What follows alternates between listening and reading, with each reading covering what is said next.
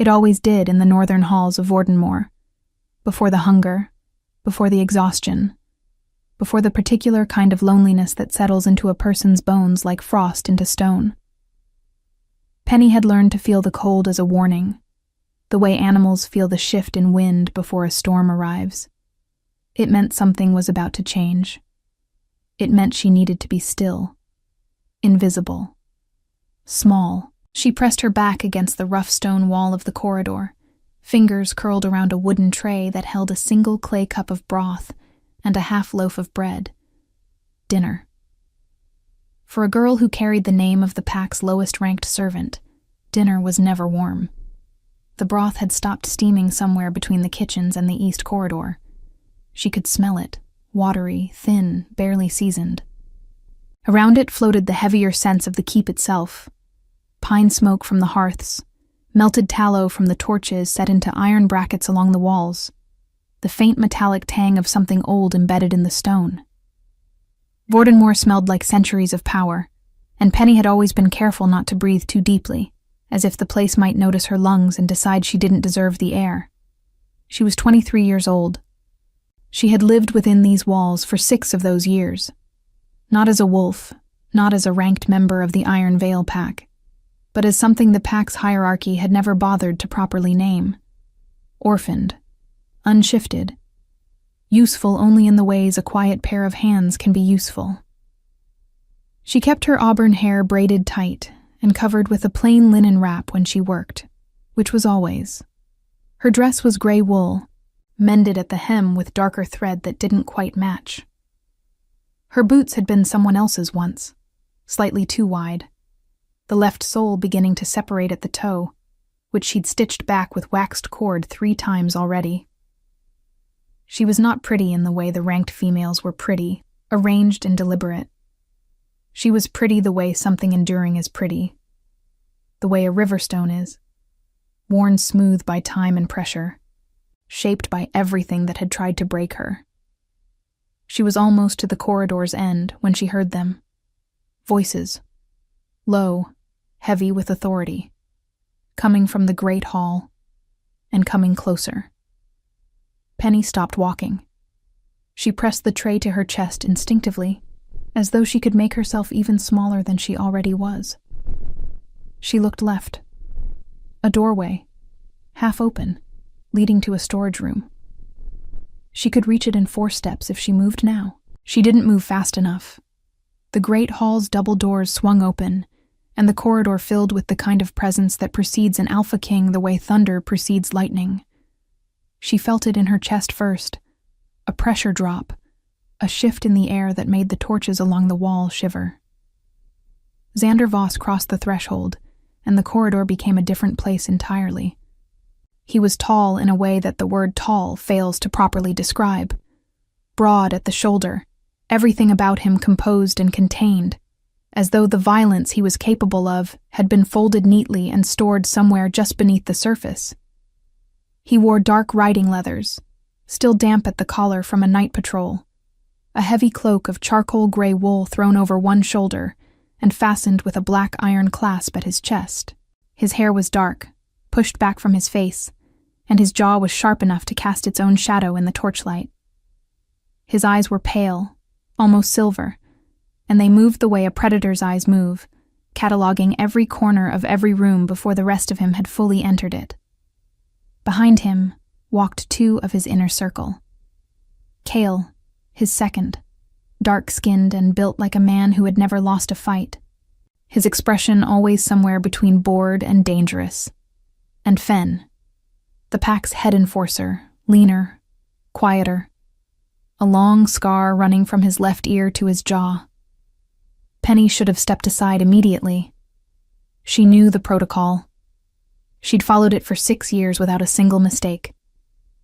But the bread slipped. It was nothing. A slight tilt of the tray, a half loaf sliding toward the edge. Her hand shot out to catch it, and in doing so, the clay cup of broth rocked, sloshed, and sent a thin stream of pale liquid spilling across the stone floor directly in front of where Xander Voss was walking. The sound of his boots stopped. Silence in that corridor was not like ordinary silence. It was a held breath. It was Cale's hand moving almost imperceptibly toward the short blade at his belt. It was Fen going very, very still. Penny crouched immediately, setting the tray on the floor, using the rough edge of her apron to mop up the spill. Her hands were steady. She'd learned that much, how to keep her hands steady when everything else was loud. "Stand up." The voice was low, not loud. It didn't need to be. She stood. She met his eyes because looking away felt more dangerous than looking directly at something dangerous. His gaze moved over her face with an efficiency that was somehow worse than contempt. It was assessment. The way you look at something to determine its function. "You work in the East Kitchens," he said. It wasn't a question. "Yes, my lord." "Your name?" A pause. Not because she'd forgotten it, because names, spoken in front of an alpha king, became things. "Penny, my lord." Something in his expression shifted. Almost nothing. Barely a fraction. And then it settled back into stone. He looked at the tray on the floor, at the bread, at the clay cup now half empty. Then he looked back at her face, and whatever calculation he was running inside that silver gaze finished, because he simply stepped around the spill, nodded once at something she couldn't interpret, and continued walking. Cale followed without a word. Fen paused for half a second longer than necessary, glancing at her with something that might have been curiosity, and then he too was gone. Penny crouched back down, picked up the tray, steadied the cup. Her hands, she noticed for the first time, were trembling. She didn't know why. She had done nothing wrong. She had answered his questions. She had not looked away. She had survived the encounter the way she survived everything. Quietly, carefully, leaving no mark. But something about the way he had said her name, Penny, not as though it were beneath him, not with the particular flavor of disdain she'd grown so accustomed to from the ranked wolves of Vordenmoor, but flatly, like he was filing it somewhere he intended to find again. That was the thing making her hands shake. She stood. She straightened. She walked back to the east corridor with the cold broth and the rescued bread. Behind her, somewhere in the deep stone architecture of the keep, a door closed. The sound echoed for longer than it should have. She didn't look back. But she thought about the way those silver eyes had moved across her face, and she thought, with a certainty that frightened her, that he had seen something she'd spent 6 years learning to hide. Capítulo 2. What the Pack. No's morning at Vordenmoor arrived with the smell of pine resin and fresh bread, and always the sound of the training yard. Penny had been awake since before the first light. She'd lit the kitchen hearths herself, a task that required 2 trips to the woodpile in the courtyard, arms full of split pine that left sap on her palms and a pleasant ache in her shoulders. She liked the mornings. Before the keep woke fully, before the hierarchy of the pack reasserted itself like a physical force in every room, there were a few quiet hours that belonged to nobody in particular. She could move through them without adjusting herself to fit anyone else's expectations. The head cook, a heavy-set woman named Berta, arrived as Penny was setting the first round of loaves near the hearth to rise. Berta was not cruel. She was, in the specific language of Vordenmoor, simply indifferent, which in Penny's experience was almost kinder. Indifference didn't require anything from her. It didn't ask her to shrink in particular ways or perform gratitude she didn't feel.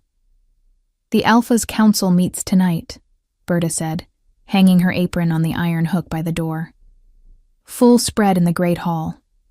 You'll be serving." Penny didn't flinch. "Of course." "There'll be visitors." Berta said it the way people say things they've been told to say but don't enjoy saying. "Delegates from the Ashvin pack." The word moved through the kitchen like a draft from an open window. Penny kept her hands working, shaping dough, pressing it, turning it, and kept her expression still. But she heard it, the thing under the word. Ashfin, the Western Pack, Iron Voss's oldest rival territory. A pack currently led by a man whose name moved through Vordenmoor's corridors the way a bad smell moves, unavoidably, and with a particular kind of unease attached to it. Rael Ashfin, Alpha of the Western Border. Younger than Xander by a handful of years, and precisely the kind of man who made older, more careful men nervous. Ambitious. Charming, by all accounts. Willing to smile while he measured the distance between himself and your throat. "How many delegates?" Penny asked. 6. Plus the Alpha himself. So Rael Ashfin was coming personally. She thought about that while she worked. She thought about the council chamber, its long table of dark wood, the iron candelabras, the particular choreography of power that happened when 2 alphas occupied the same room. She'd served enough of those dinners to understand the mechanics. Who sat where, who poured whose wine first, the calculated casualness of every gesture. She'd also, in 6 years, learned something the ranked wolves of Vordenmoor hadn't bothered to notice about her. She watched. She listened. She remembered things. It was Mira who found her at midday, appearing in the kitchen doorway with flour on her sleeve and that particular brightness in her expression that meant she had information she was impatient to share. Mira was 20, slight, with dark curly hair and the kind of face that people trusted immediately and shouldn't always. She was one of the few people in Vordenmoor who had chosen, deliberately, and despite considerable social risk, to be Penny's friend. "You heard about tonight?" Mira said. "I'm serving. Then you'll see him." Mira pulled a stool to the work table and sat, lowering her voice out of habit. "Rael Ashfin. They say he's here to propose a territorial agreement. Something about the eastern grazing grounds near the river. They always frame it as something practical," Penny said. "Yes, well." Mira picked at a loose thread on her sleeve. Cale told Fen, who told the understeward, who apparently told half the East Wing, Rael Ashfin has been pressing for a formal alliance for 2 years. Xander has refused twice. This is the 3rd meeting. Why would he agree now? Mira glanced toward the doorway, checking the corridor beyond. Because Rael isn't coming alone this time. He's bringing a signed compact from 3 smaller packs on the western border.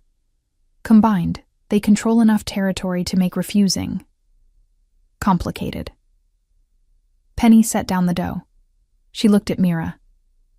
"He's creating leverage." "He's creating a problem," Mira corrected softly. "And Xander doesn't like problems he didn't design himself." That evening, dressed in the formal serving clothes the East Wing staff wore for council events, a dark linen dress, better fitted than her usual gray wool, her braid pinned up and covered, Penny carried the first platters into the Great Hall and understood immediately that tonight was different. The Great Hall of Vordenmoor was designed to make guests feel the weight of what they were standing in front of. High stone walls, tapestries in deep burgundy and iron gray, the long council table set with iron candlesticks, and the pack's crest carved into the wood at its head. A fire burned in the great hearth at the room's end, and the smell of it, pine wood, rendered fat from the roasting, something spiced in the mulled wine already poured, filled the room with a warmth that was almost hospitable. Almost. Xander sat at the head of the table. He'd changed from his riding leathers. Now he wore a deep charcoal doublet, collar unbuttoned by one, the same black iron clasp at his shoulder. He was not leaning forward. He was not performing ease. He simply sat the way he stood, and stood the way he moved, as though the space around him had quietly agreed to organize itself according to his preferences. Across the table, 3 seats down on the left, sat Rael Ashfin. Penny noticed him the way you notice fire when you enter a cold room, instinctively, immediately.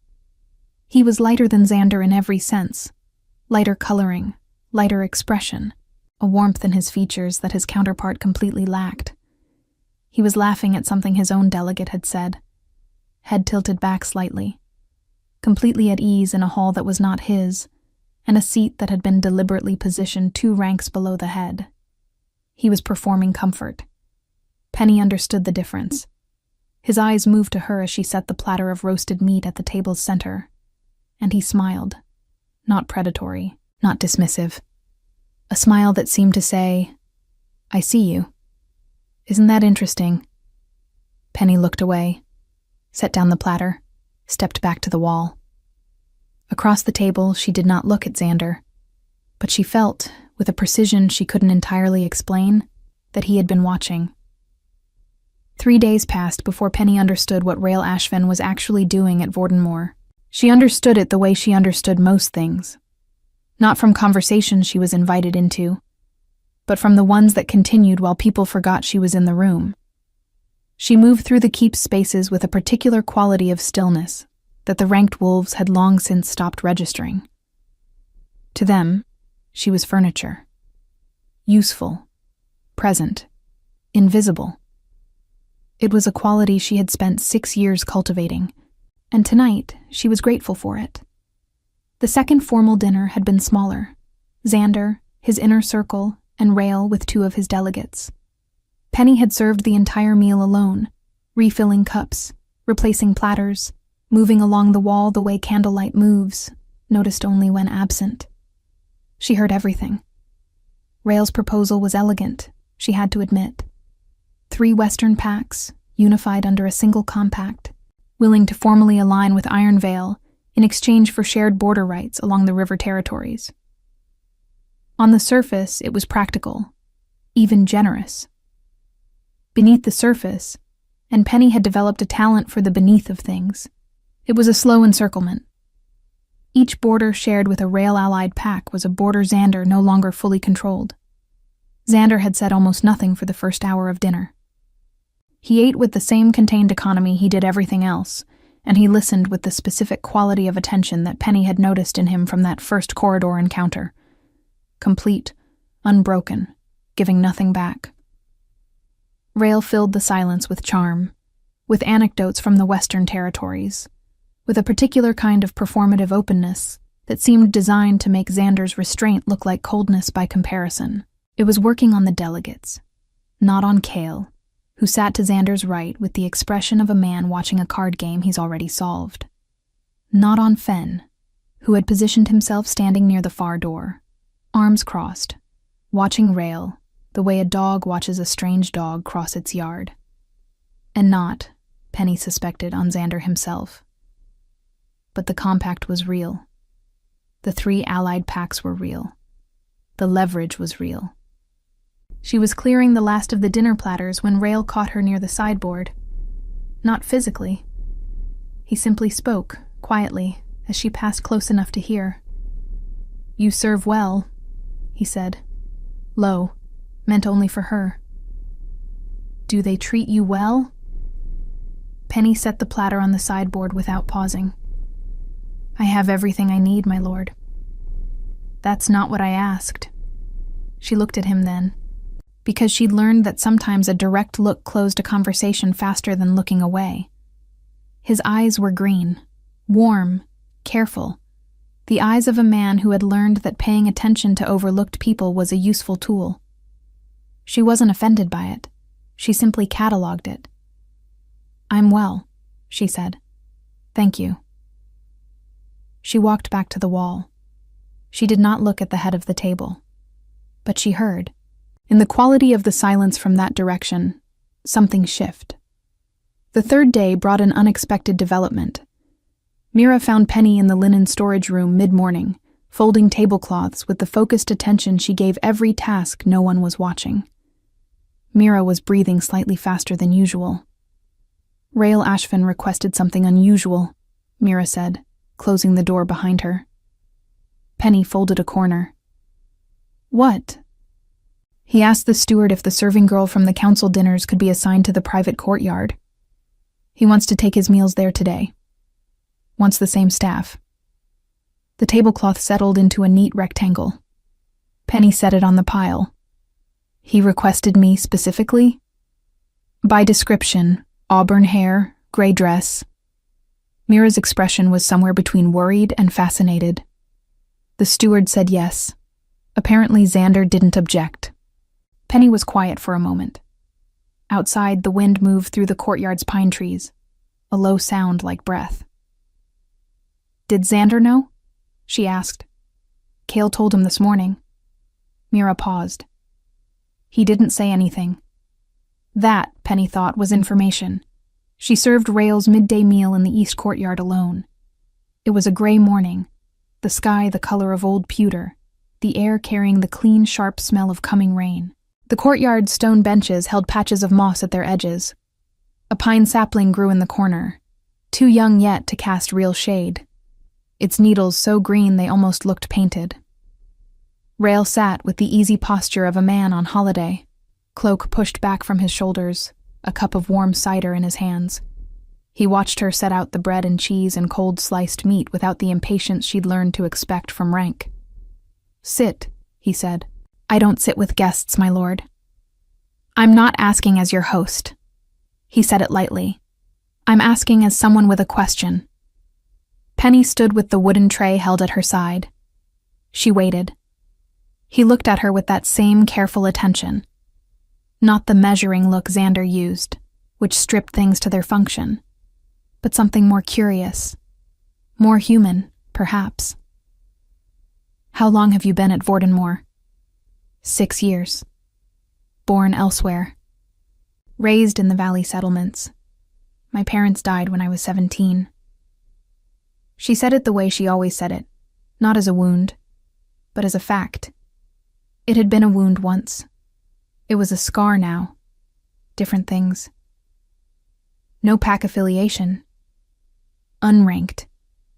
He nodded, as though she'd confirmed something he'd suspected. Unranked and unshifted. He wasn't being cruel. He was being precise. "And they keep you here anyway. Why?" "Because I'm useful," she thought. "Because I ask nothing, and require little and move through the spaces between power without disturbing it. Because I learned early that invisibility is its own kind of shelter." "I work hard," she said. Rael smiled at that. Genuinely, she thought. "You're careful," he said. "There's a difference." He said nothing else. She served out the rest of the meal and returned to the kitchen with the empty tray and the specific feeling of having been examined by someone who was good at it. That evening, the thing happened that changed everything. It was not planned, or rather, it was planned in the way that things done in a sudden breath of something reckless are planned, which is to say barely, and with full awareness of the consequences. The inner courtyard at dusk was used by the pack's ranked members for informal gathering. Conversation, the occasional game of bones, the low social rituals of hierarchy that Penny normally skirted at the edges of, carrying wine and removing cups, and existing in the peripheral spaces. She was crossing from the kitchen passage to the storage corridor when she saw Rael across the courtyard, standing with 2 of his delegates near the eastern archway. He saw her at the same moment. And he raised his cup slightly, a small gesture meant only for her, and smiled. It was nothing. It meant nothing. Except that Penny, in the single unguarded second that followed, smiled back. Not performed, not careful. Just a real smile. The kind that moves through you before your careful self can edit it. The kind that changes your whole face and is visible from across a courtyard, and apparently, as she understood 1/2 second later, from the doorway of the great hall, where Xander Voss was standing. She felt his gaze the way you feel a fire from across a room. Not the warmth, but the heat. The particular radiation of something that burns. She turned her head slowly, because something in her animal instincts, the ones that hadn't managed to give her a wolf but had apparently kept everything else, told her to turn slowly, not to flinch. He was standing in the doorway with a cup in his hand and Cale at his shoulder, and his face was the same face it always was, composed still, entirely controlled. Except for his eyes. His eyes were on Rael Ashfen for exactly 2 seconds. Then they moved to Penny. and stayed. She held his gaze. She did not look away. She did not apologize with her expression the way she'd learned to apologize for existing in rooms she hadn't been explicitly invited into. Something moved across his face. Too fast to name. Too real to miss. Then he turned and went back inside. Cale remained in the doorway for a moment longer. He looked at Penny with an expression she'd never seen from him before. Not the bored danger of his usual face, but something closer to warning. Or maybe to fascination. She couldn't entirely tell which. Then he too was gone. Penny stood in the cooling evening air with the smell of pine and wood smoke around her, and the sound of the pack's courtyard conversation continuing unchanged, and she felt her pulse in her throat, and she thought, with a clarity that surprised her, that she had just done something she hadn't fully intended to do. Or perhaps she had. Perhaps the smile hadn't been entirely unplanned. She wasn't sure which possibility frightened her more. Capítulo 4. What Cale Knows. The knock on the kitchen's side door came before sunrise. Penny was already awake, already dressed, stoking the main hearth back to life with fresh pine and 2 blocks of harder wood she'd split herself the previous afternoon. The knock was quiet, which was its own kind of loud at that hour. Nobody knocked quietly on a kitchen door unless they wanted to be heard only by the person they'd come to find. She opened it. Cale stood in the gray pre-dawn, no cloak, arms crossed against the cold, his breath fogging in the still air. He looked at her with the expression of a man who had decided to say something he hadn't entirely approved of himself saying. "Walk with me," he said. It wasn't a request, but it wasn't the tone of a command either, which Penny had learned to distinguish carefully, because the difference mattered. She took her shawl from the hook by the door and followed him into the courtyard. The morning was bone cold. The cobblestones held a thin frost that crunched under her boots. The sky above Vordenmoor was just beginning to separate from black into the particular dark blue that means dawn is coming but hasn't committed yet. Cale walked with his hands loose at his sides, which for him was the posture of a man at ease but never unarmed. He led her to the far wall, where the pack's inner courtyard met the old garden. Long gone wild. Nothing left but frost-killed herb stalks and the bones of old stone planters. Nobody would come here this early. He stopped. He looked at the dead garden for a moment. "The smile last night," he said. Penny waited. Was it deliberate? She considered lying. She was capable of it. But something about standing in a frost-cold courtyard at dawn, with a man who had clearly not slept, and was choosing, against his own instincts, to have this conversation. Something about that required honesty. "I'm not entirely sure," she said. Cale made a sound that was almost a laugh. "That's the most dangerous kind of thing." He looked at her. "You understand what you did." I smiled at a guest. "You smiled at Rael Ashfin while Xander was watching." He said it without drama, which made it more serious, not less. "In 6 years, I have never seen Xander react to anything the way he reacted to 30 seconds in a courtyard last night." The frost-cold air was very quiet around them. Somewhere beyond the wall, a bird moved through bare branches. "How did he react?" Penny asked. Cale looked at her for a long moment, as though he was measuring not just her question, but who she was, what she was capable of, whether she was someone who could hold what he was about to say without using it incorrectly. "He went inside," Cale said carefully, "and he told me to find out everything about Rael Ashfin's specific requests during his stay. Not the political ones, the personal ones." He paused, including who he'd spoken to privately, who he'd requested to serve him. The meaning settled over Penny like the cold. "He was already watching," she said quietly. "He's been watching since the corridor," Cale said. "Since the spilled broth." He uncrossed his arms. "I'm not telling you this to frighten you." "What are you telling me for?" Another pause, longer this time. Because Rael Ashvin is not what he appears, Cale said. And I think you already suspect that. And because whatever is happening, whatever Xander feels when he looks at you, which I have no name for, because I've never seen it before, you deserve to have the information to make your own choices. The sky above Vordenmoor had shifted from dark blue to pale gray, dawn arriving with its usual indifference. Penny looked at the dead garden, at the frost-stiff stalks and the cold stone planters and the one pine sapling at the garden's edge, too young to be bare in winter, still holding its green. What is Rael actually here for? She asked. Cale was quiet for 3 full seconds. We don't know yet, he said. That's what frightens me. He left her there with the frost and the pale morning and a question that had no answer yet. But underneath it, beneath the cold and the uncertainty and the specific unease of knowing that silver eyes had been tracking her movements since a cup of broth had spilled across a stone floor, underneath all of that was something small and honest. The Alpha King had noticed her, not her usefulness, not her function. Her. And she had no idea yet whether that was the most dangerous thing that had ever happened to her, or the beginning of something she hadn't known to want. She pulled her shawl tighter and went back to light the fires.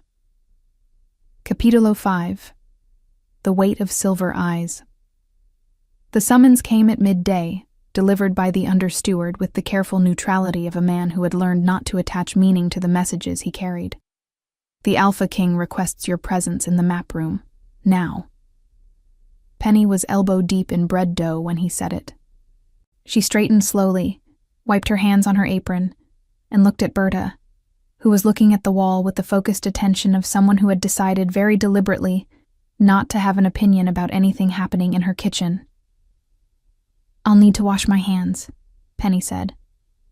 Of course, the understeward said, with the tone of a man who had not expected her to be this calm about it.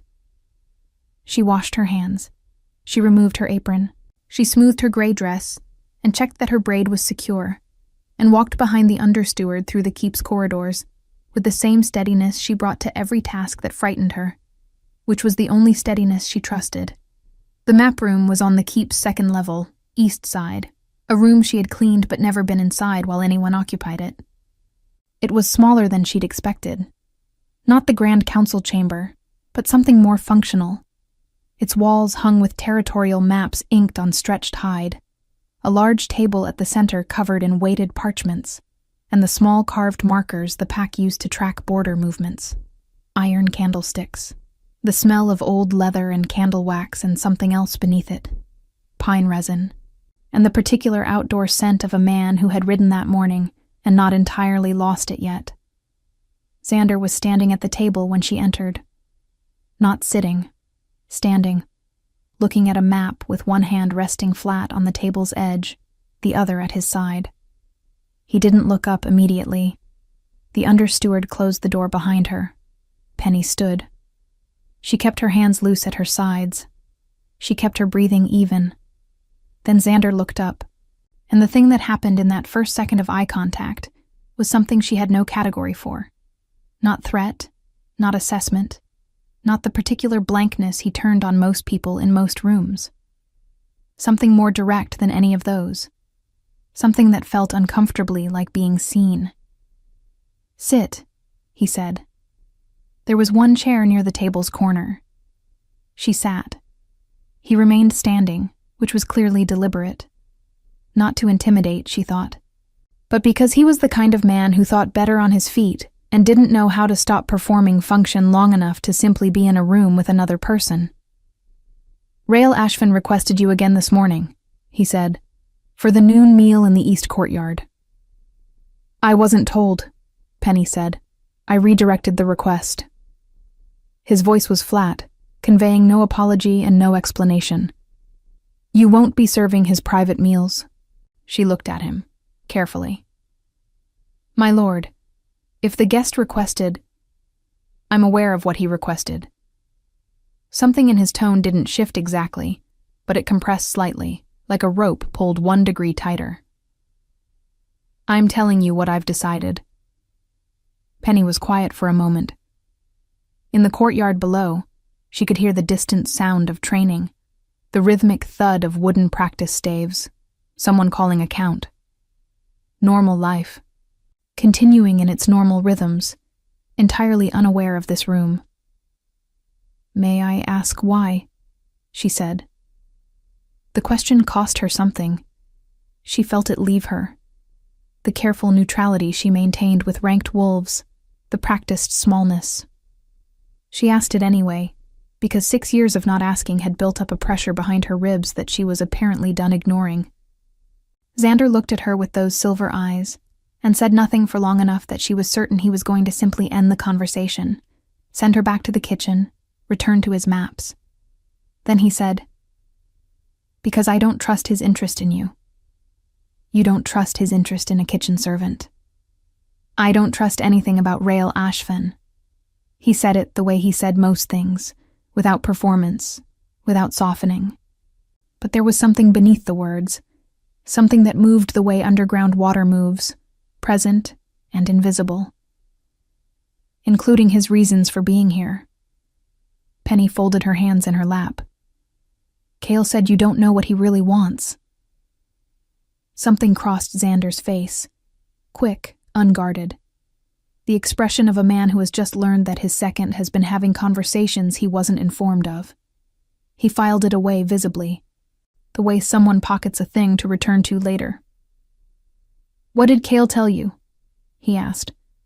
"That Rael isn't what he appears, that his reasons for the third meeting might not be the political ones he's presenting." She paused. "And that you'd been watching me since the corridor."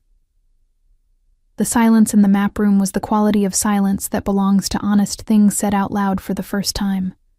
Xander did not confirm it. He did not deny it. He held her gaze with the steadiness of a man who has survived many difficult rooms by refusing to flinch inside them. "You're not afraid," he said. Not a question. An observation, carrying within it something that might have been, she wasn't sure, recognition.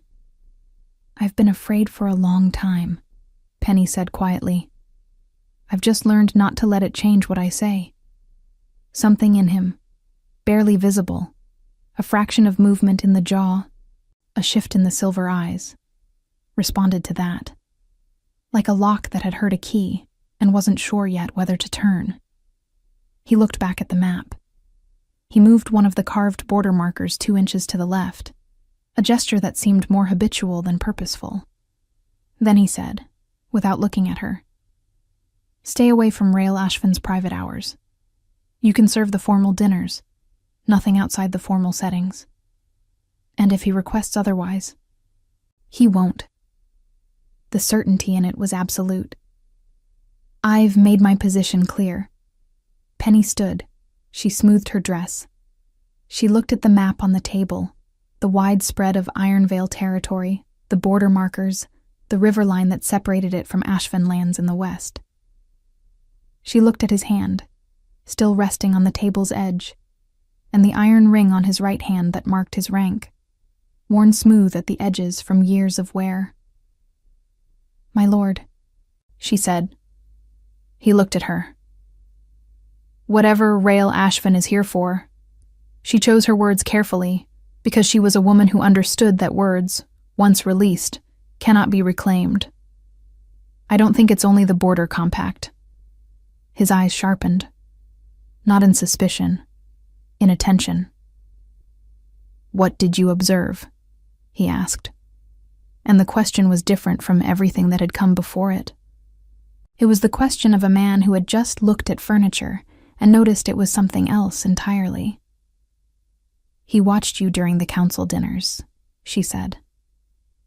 Not the way a rival watches, more like a man who is waiting for a specific moment. And when you didn't react to his proposals the way he expected, he adjusted. He started paying attention to the people around you, instead of to you directly. She paused. "He is looking for something. Or someone. And I don't think the border compact is anything but a reason to be inside these walls." The map room was very quiet. Xander stared at her with an expression she had no name for. Not because it was unreadable, but because she had never been looked at quite this way. As though she had just become, in the space of a few sentences, an entirely different kind of thing than what he had previously categorized her as. "How long have you been watching this carefully?" he said. 6 years, she said simply. "There isn't much else to do when you're invisible." She left the map room with steady hands and a heartbeat that was anything but steady, and she walked back to the kitchen through the keep's cold corridors, thinking about border markers moved 2 inches to the left, and silver eyes that had watched her since a cup of broth had spilled on a stone floor, and the particular way a lock sounds when a key has found it, but neither party is ready yet to turn. Capítulo 6. The Thing in the Walls. Mira came to her that night with mud on her boots and fear in her eyes. Penny was in the small room she'd occupied for 6 years, a servant's room off the east corridor, barely wide enough for a cot and a chest, and a single shelf where she kept 3 things. A folded letter from her mother, written the year before she died, the ink faded to barely visible. A small carved wooden bird someone had left outside her door in her first winter at Vordenmoor, with no note, that she'd kept because it was the only gift she'd ever received without a reason attached, and a tallow candle stub that she lit on evenings when the dark felt heavier than usual. The candle was lit. The knock came soft. "Something is wrong," Mira said, closing the door behind her. Her curly hair was loose, her cloak still on, smelling of cold air and pine and damp earth.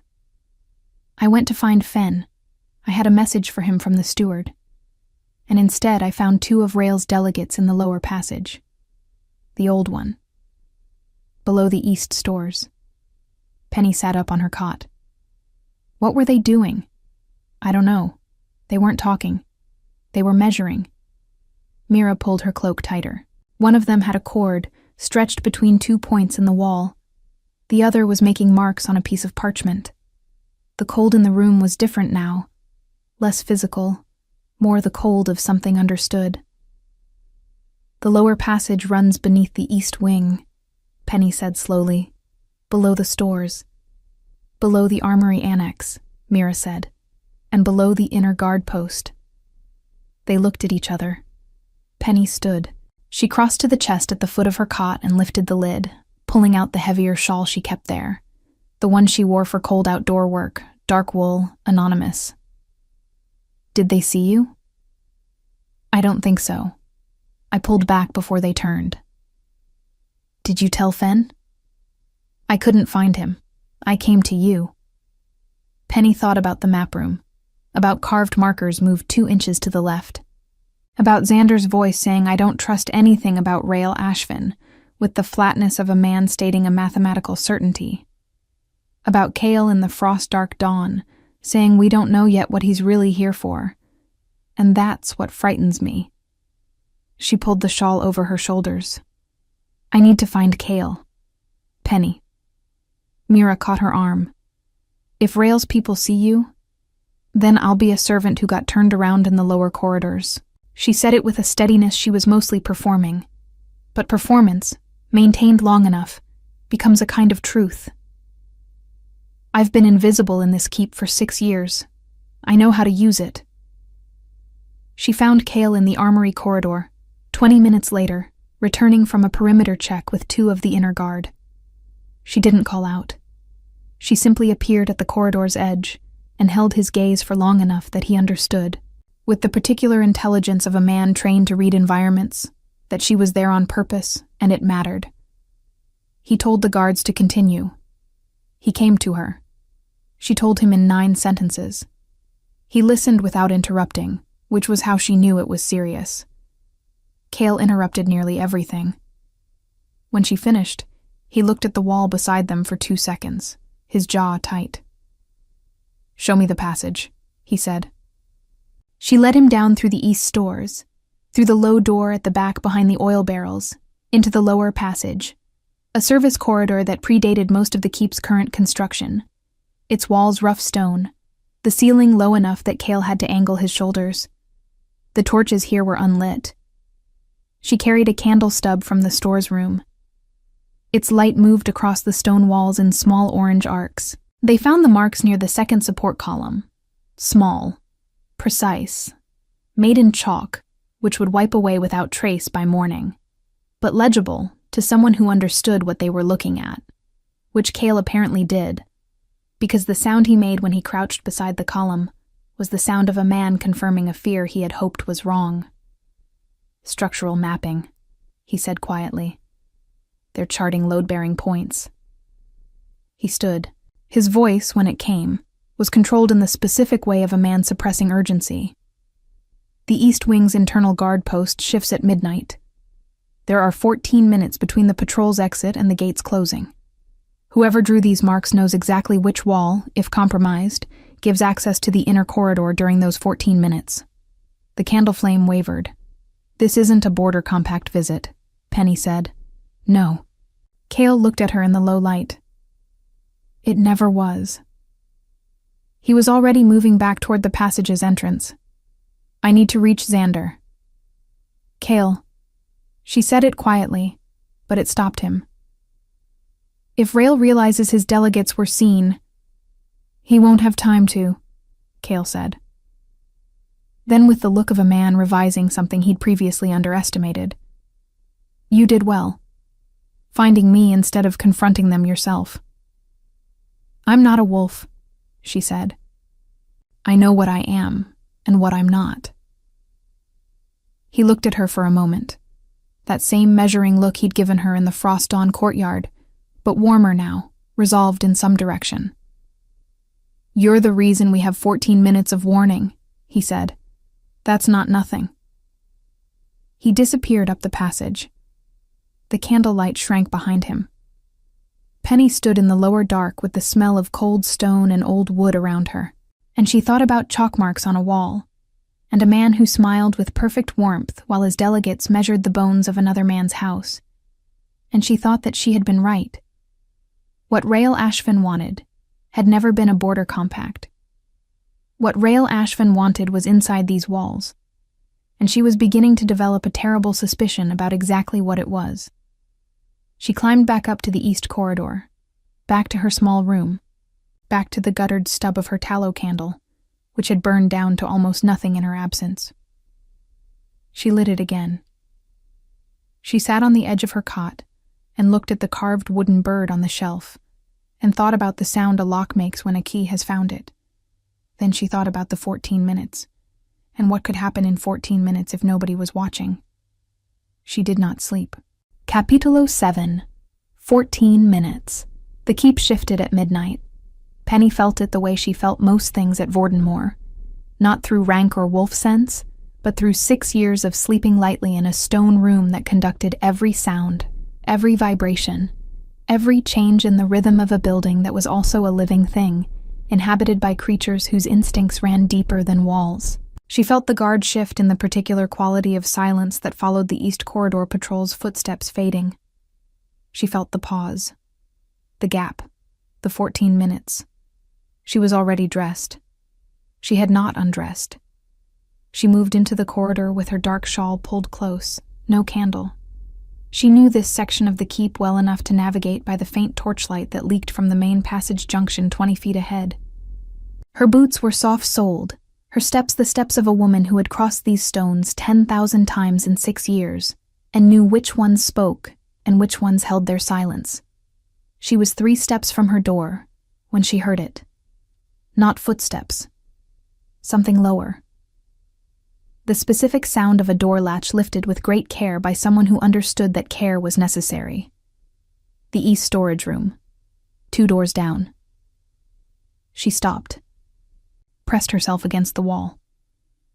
The darkness in the corridor was complete enough that she was essentially invisible, a quality of the space she had mapped carefully over years.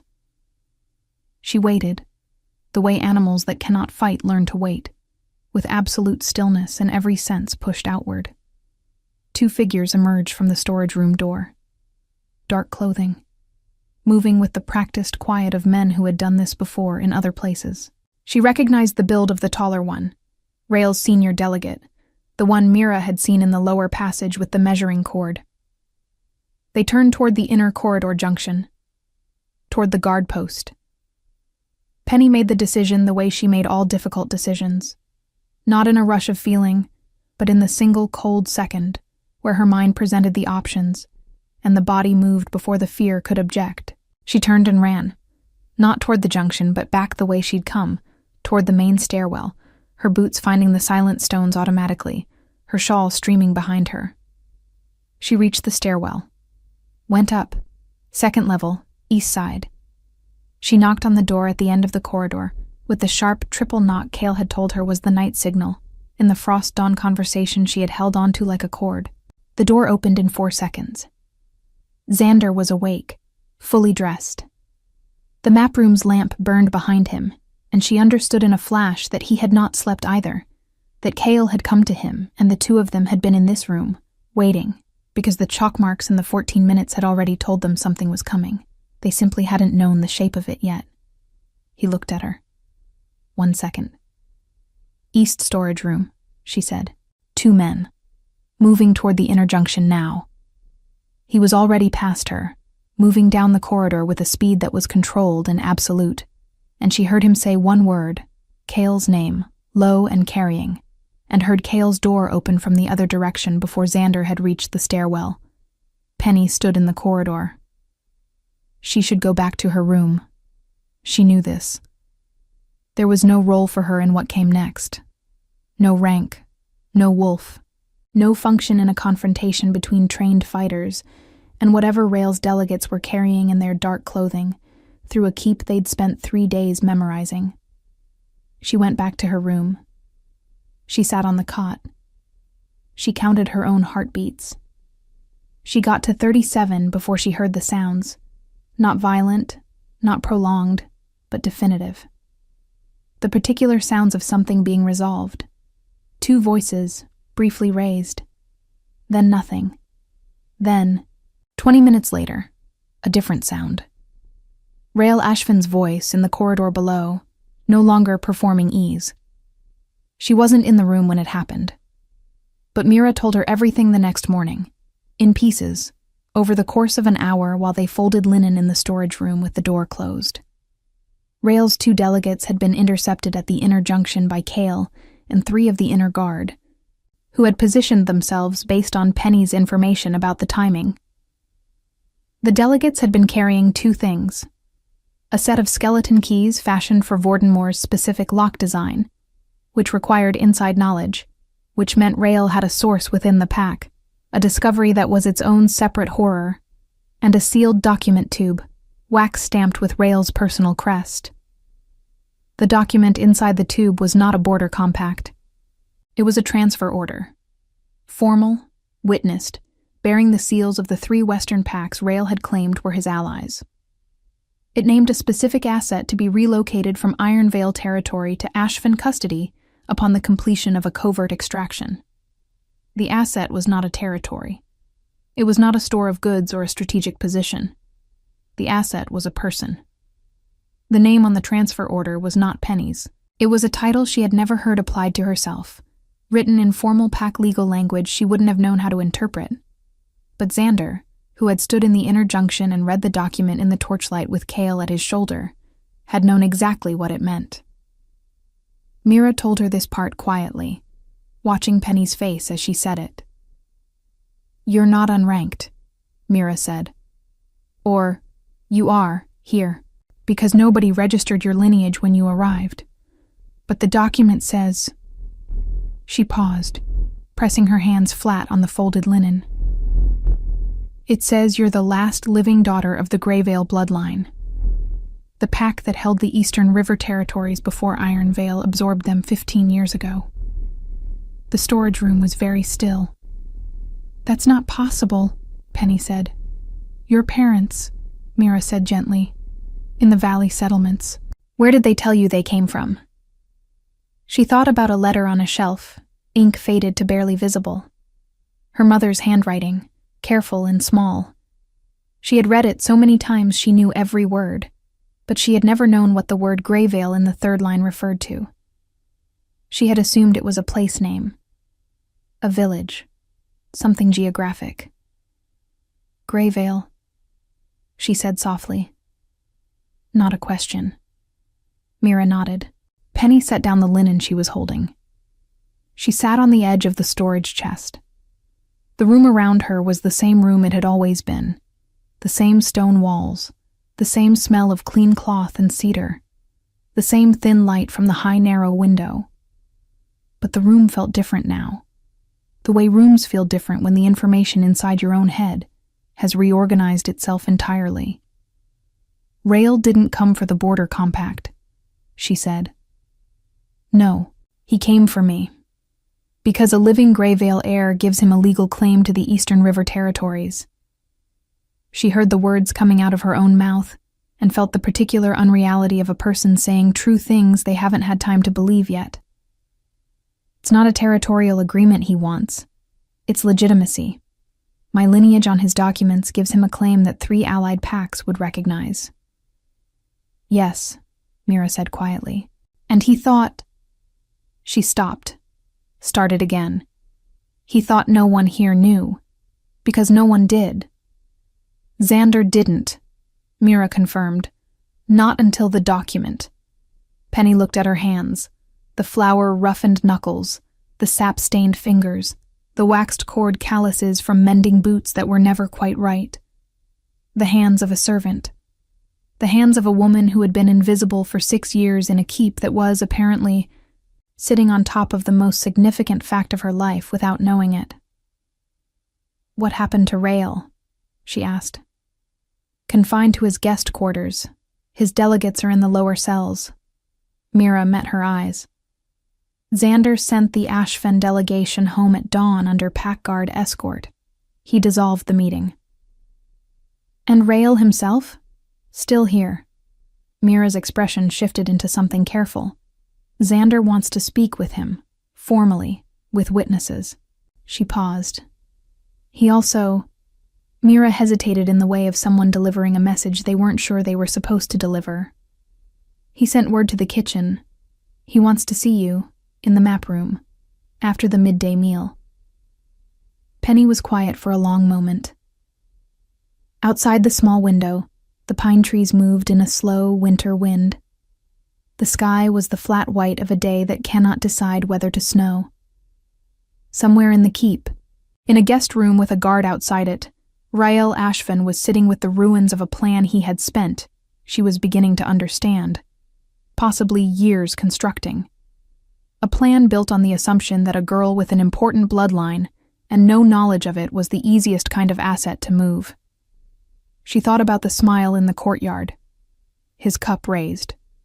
Her own smile returned before she could edit it. She thought about whether he had cultivated that moment deliberately, whether even the warmth had been a tool, a way of provoking something in the watching eyes at the great hall doorway, creating a distraction while his delegates did their work below. She thought about silver eyes on her face from across a courtyard, and the thing that had moved in them that she had not been able to name. She understood it now. It had not been jealousy in the simple sense. It had been the expression of a man watching something he had been quietly and carefully paying attention to for weeks. Watching it be noticed by someone whose noticing he trusted exactly as far as he could throw. And feeling, for the first time in a long time, something that his controlled and contained and folded away interior life had no established procedure for handling. She thought about all of this. Then she picked up the folded linen, set it on the pile, and said, I'll be there. Capítulo 8. What was always true. The map room at midday held different light than it had at their first meeting. Winter sun came through the east-facing window at a low angle, laying a pale rectangle across the floor and the edge of the table where the territorial maps were still spread, though the carved border markers had been rearranged since she'd last been here. She noticed that automatically, the Eastern River markers had been moved, grouped differently, as though someone had been reconsidering their meaning. Xander was standing at the window. He turned when she entered. And for the first time since she had known him, which was not long in measured days but felt longer in the way that significant things always compress time, he looked at her without the assessment, without the cataloging efficiency, without the composure that was also a kind of armor. He just looked at her. "Sit," he said. Then immediately, as though catching himself in an old habit, "If you want to." She sat, the chair by the table's corner, same as before. He remained standing, but closer to the table this time, close enough that she could see the exhaustion in the lines around his eyes, the particular exhaustion of a man who has not slept and has spent the night hours rearranging his understanding of several things simultaneously. "You knew about your lineage," he said. "I didn't," she said. "Not until Mira told me this morning." He looked at her steadily, processing. "Your parents never told you." "They called themselves settlers. Valley people." She paused. "My mother's letter mentions the word Greyvale once. I thought it was a place." "It is a place," he said quietly. "It's also a name. The Greyvale Pack held the Eastern River Territories for 4 generations before." He stopped. The line of his jaw tightened slightly. "Before Ironvale absorbed the territory." The word absorbed sat between them with everything it contained. "You mean before your father took it," she said. Not accusing, simply accurate. Something moved in his face. "Yes." He held her gaze. "My father dissolved the Greyvale Pack structure 15 years ago. Most of the bloodline relocated. Some," he stopped again, "some were not treated well in the process." "My parents left," she said. "They went to the valley settlements and they never spoke of it. And they died when I was 17. And I walked into Vordenmoor 6 years ago because it was the closest place with walls and work." She paused. "I walked into the house that displaced mine, and I cleaned its floors and I lit its hearths, and I had no idea." The pale winter light moved across the floor between them. "I had no idea either," Xander said. It was the closest thing to an apology she had ever heard from him, which meant it was not phrased as an apology at all, but carried the weight of one. "Rael knew," she said. "Rael has known for at least 2 years, longer possibly." His voice shifted into the flat register of controlled anger, which on him was more frightening than raised volume. He located the Greyvale lineage records when the 3 Western packs approached him for alliance. "He found you here. He understood that if he could extract you and place your name on his documents, he would have a legal claim to the river territories that even the larger northern packs would have to recognize. He used the border compact as cover. He used everything as cover." Xander turned back to the window briefly. The charm, the warmth, the carefully managed dinners. He was gathering information about the keep's structure, about the guard rotations, about... A pause. "About who in this keep I paid attention to." The room was very quiet. He provoked the smile deliberately, Penny said. "In the courtyard." Xander turned from the window. His silver eyes held hers. "Yes, he wanted my attention on the courtyard while his men were in the lower passage." Another pause, longer. He understood that if he... The sentence stopped. He began again. "He made a calculation about what would hold my attention." He was not entirely wrong about the calculation. He was wrong about everything else. It was the most she had ever heard him say at once, and it cost him something. She could see it, the particular effort of a man who has lived for a long time behind the armor of his own restraint, choosing deliberately to say a true thing rather than a safe one. "I'm a Greyvale heir in Ironvale territory," she said carefully. "What does that mean? Legally, for my situation here." He held her gaze without flinching. "It means you have a claim I should have acknowledged years ago if I had known. It means you are not a servant." He moved to the table, reached for one of the parchments near the Eastern River markers, and turned it to face her. "It means if you choose to pursue it, you have standing. Territorial rights. The Greyvale Eastern holdings were absorbed, but not legally dissolved under pack law. My father used force of dominance, not proper legal compact, which means the territories are technically still Greyvale," she said slowly. "Yes." She looked at the map, at the river line, at the markers grouped at the eastern border, which she now understood he had been rearranging through the night. "You've been looking at this all night," she said. "Yes, because you're trying to determine how to make it right." The silver eyes held something she recognized now. Had recognized since the courtyard, since the corridor, since the cup of broth on a cold stone floor. She just hadn't had the right name for it. It wasn't jealousy, and it wasn't possession, and it wasn't the cataloging assessment of a man measuring function. It was something older and less managed than any of those things. The particular expression of someone who has found, unexpectedly and inconveniently and entirely without plan, a person they cannot stop thinking about. "I'm trying to determine many things," he said quietly. She looked at the map for a long moment. Then she looked at him. At the iron ring worn smooth, at the exhaustion around his eyes, at the man underneath the Alpha King, which she was beginning to suspect very few people had ever been in the same room with. "What happened to Rael?" she asked. "He leaves at dawn tomorrow under formal escort.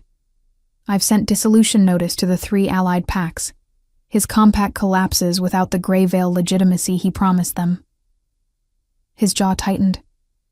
"He will face Pack Council judgment for the attempted extraction. That process will take time, but he will not be returning to Vordenmoor." "And the source inside the pack, the one who gave him the lock designs?" A darker pause. "Fen is handling it." She nodded. She trusted the flatness in his voice on that subject, trusted that it would be handled, and handled correctly, and that she did not need to know the specifics. "Penny," he said. It was the second time he had said her name. The first had been in a corridor, with a tray and a spilled cup and 6 years of invisibility between them. This time it was different.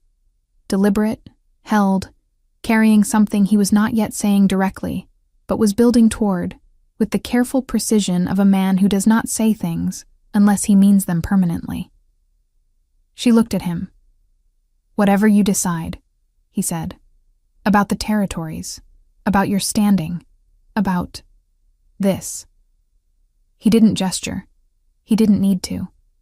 The word encompassed the map room and the winter light, and the two of them in it, and everything that had accumulated in the space between them over the course of 10 days that had felt like a different kind of time entirely. "I will not make the choice for you. I've had enough of choices being made for Greyvale blood by Vordenmoor hands."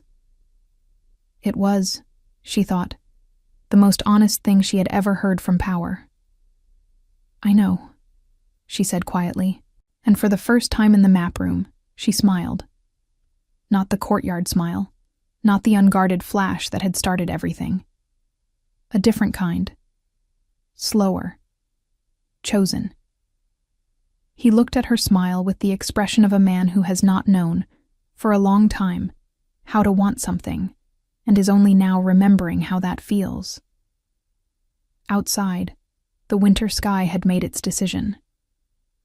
Snow had begun to fall on Vordenmoor, soft, unhurried, covering the cobblestones and the pine sapling in the courtyard corner, and the frost-killed stalks of the old garden in the same patient white.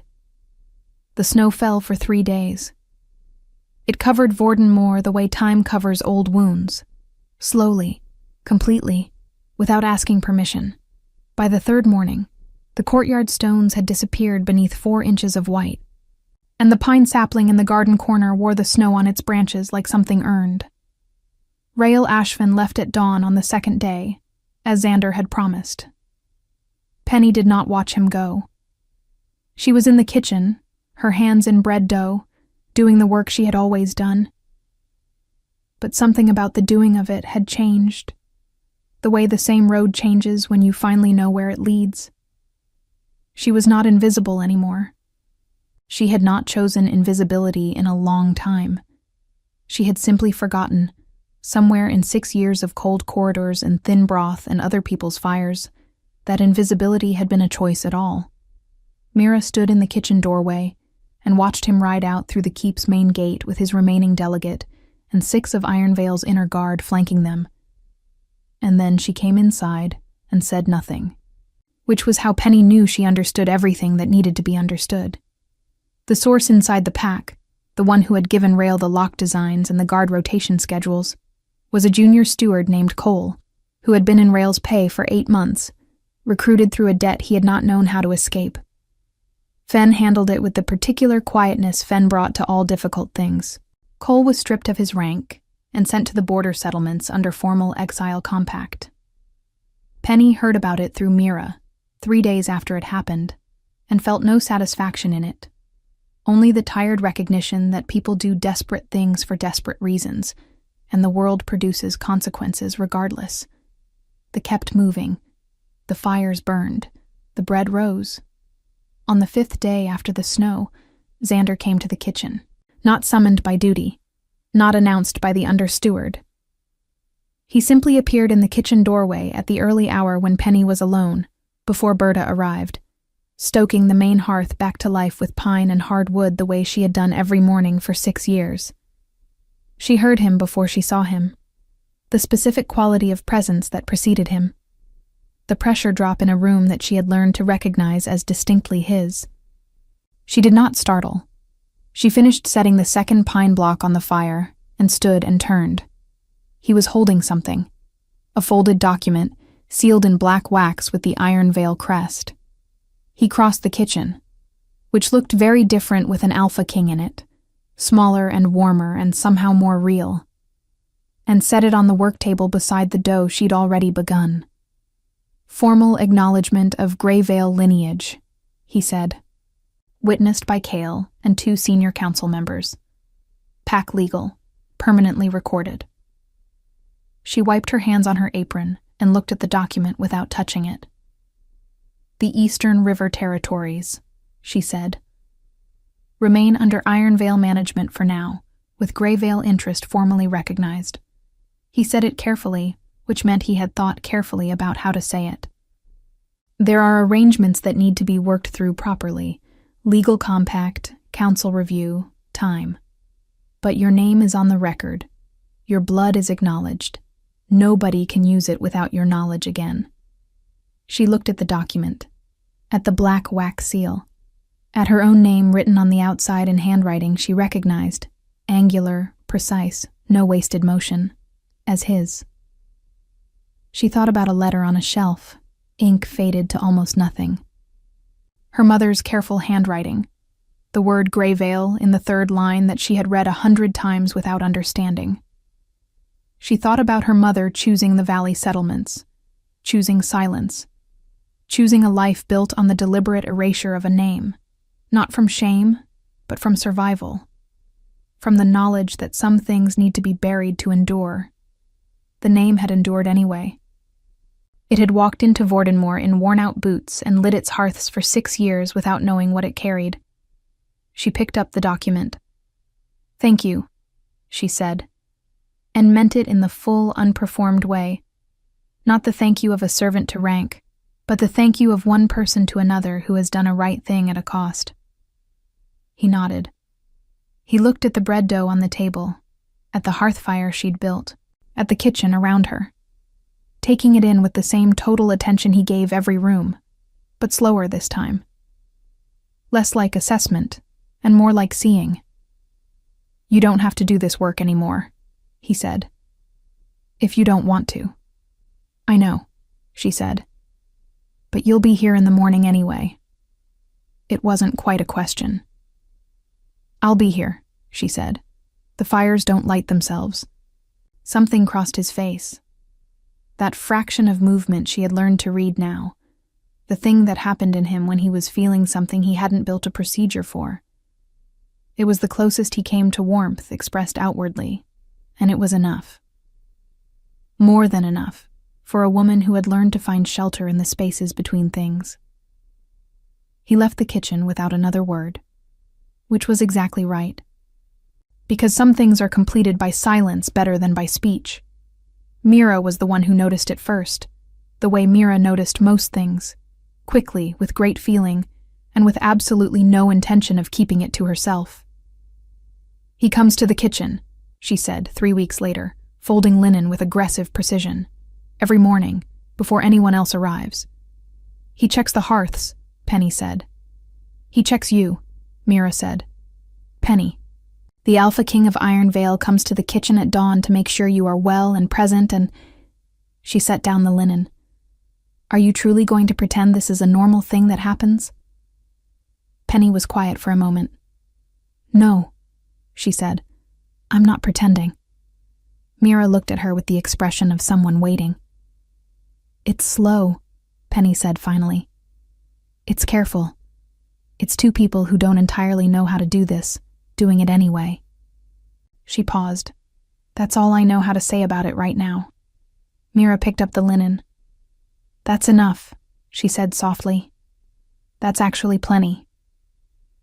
Spring came to Vordenmoor the way it always did in the north, late, reluctant, and then suddenly everywhere at once. The pine sapling in the old garden grew 3 inches in the first warm weeks. The frost-killed herb stalks in the stone planters came back. Not all of them, not the ones too far gone, but enough. Rosemary. Thyme. A stubborn sage that pushed through a crack in the planter's stone edge as though it had been waiting patiently all winter for permission. Cale found Penny in the garden one afternoon in early spring, her sleeves rolled up, her hands in the earth of a new planter she'd asked the groundskeeper for and received without question, because she was no longer the kind of person whose requests were ignored. Cale stood at the garden's edge with his arms crossed, and the expression of a man who has come to say something and is organizing how to say it. You saved 14 minutes, he said. She looked up. You told me that already. I know. He was quiet for a moment, looking at the new planter, at the turned earth, at the herbs beginning to take. I wanted to say it again, because the council reviewed the incident formally last week, and the record shows that the interception happened based on information provided by... He stopped, started again. The record shows your name as the source. She sat back on her heels. Does that change anything? It changes the record, he said, which is the only place some things ever become real. He left her with the earth and the spring light and the small persistent rosemary beginning to root. She looked at the garden, at the work her hands had done and the work still ahead, at the old stone walls of Vordenmoor around her, which had been many things to her over 6 years, shelter, prison, backdrop, home, and were now simply the place where she lived. The place where her name was on a record. The place where a man with silver eyes came to the kitchen before dawn and didn't say much and didn't need to. The carved wooden bird was still on the shelf in her room. She had never found out who left it. She had decided, sometime in the long winter, that it didn't matter. Some gifts don't require origins to be real. Some things endure not because they were built to last, but because the person who found them chose to keep them. She pressed her hands back into the earth. The rosemary smelled clean and sharp and alive. Above the walls of Vordenmoor, the sky was the particular blue that only comes after a very long winter, wide and clear and certain.